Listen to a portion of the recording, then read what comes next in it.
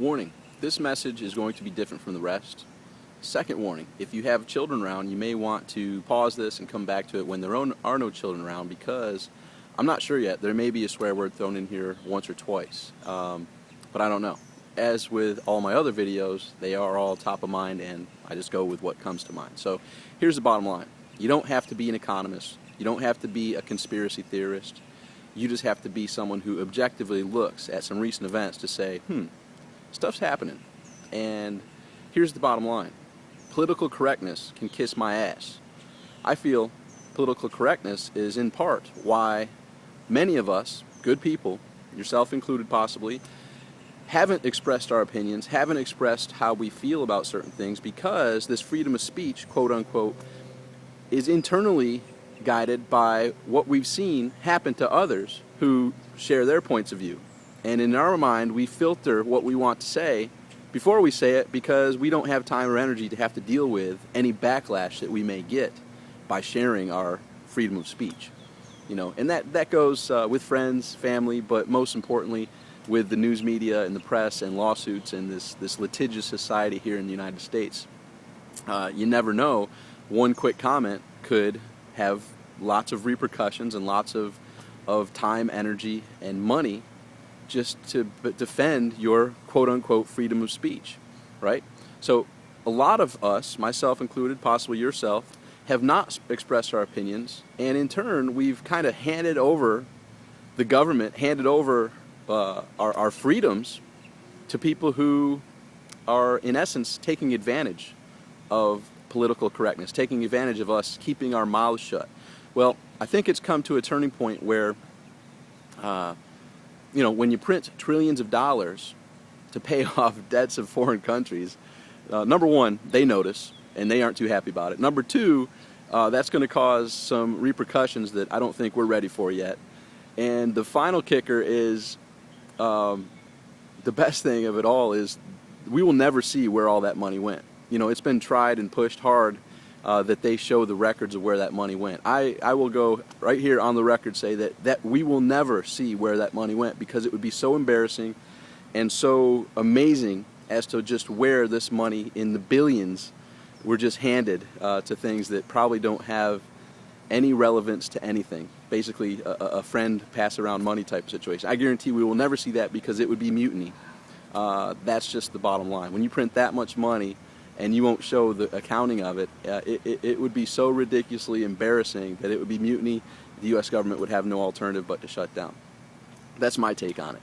And I don't watch news, and I'm not a conspiracy theorist. I'm not expressing any certain opinion. I'm expressing my objective perspective of these situations, right? And we can agree to disagree, whatever the case may be. But here's another thing that I will say. Stuff is going to change. It's either going to change as the USSR changed 20 years ago and folded, which I never thought personally was possible, and many in the world thought was not possible, but it happened. Similarly, I think that's a possibility. Is that where it's headed? I don't know. Time will tell. Or the people who have been holding their opinions back can now start expressing them, now jump into, start participating and making sure we aren't being bamboozled on a daily basis to the tunes of ruining our country and ruining our personal security, ruining our finances, all that fun stuff. So it's going to happen. Big change is going to happen either through the people or through the government. But here's another prediction that I will throw out there, that basically we have this government that is being pulled and directed by a private corporation that's on all of our money called the Federal Reserve. And I'm not that big of a historian, but I think if you were to Google Andrew Jackson Bank, Andrew Jackson put out a similar situation in the early 1900s where the government was being run by the banks.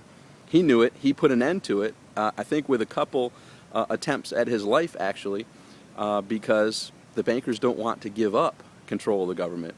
They have an unlimited bank account that they can write checks to and produce money, especially nowadays. People aren't too happy to just hand those keys over, per se. So we're going to see, here's a prediction, we're going to see eventually what happened with Andrew Jackson occur with our society and the elimination of the Federal Reserve. However, that being said, whoever tries to initiate that will probably have and if anyone else follows up on that, we'll probably have a mysterious plane accident and or some type of strange accident where they were mugged and carjacked and killed, you know, because when you're dealing with trillions of dollars, people, like I said, don't want to hand those keys over. So power to the person who wants to try that, but chances are they won't make it too far, because when you mess with billions and trillions of dollars, people aren't too happy to pass that over. But I have a feeling that you're going to see, and I'm going to see, in the next, you know, it's not going to be all that long, we're going to see a lot of self-preservation happening. Some things happening from the government, from the Federal Reserve, in our economy that, you know, is all about them realizing that things are changing and them wanting to hold on and not make that change. So we're going to see a lot of self-preservation activities over the near period of time. So that's just a few predictions thrown out there to you, just to let you know that stuff is happening. If you didn't notice at the gas station when you're filling up your tank, this is just a brief objective opinion. Like I said, not knowing all the facts, obviously.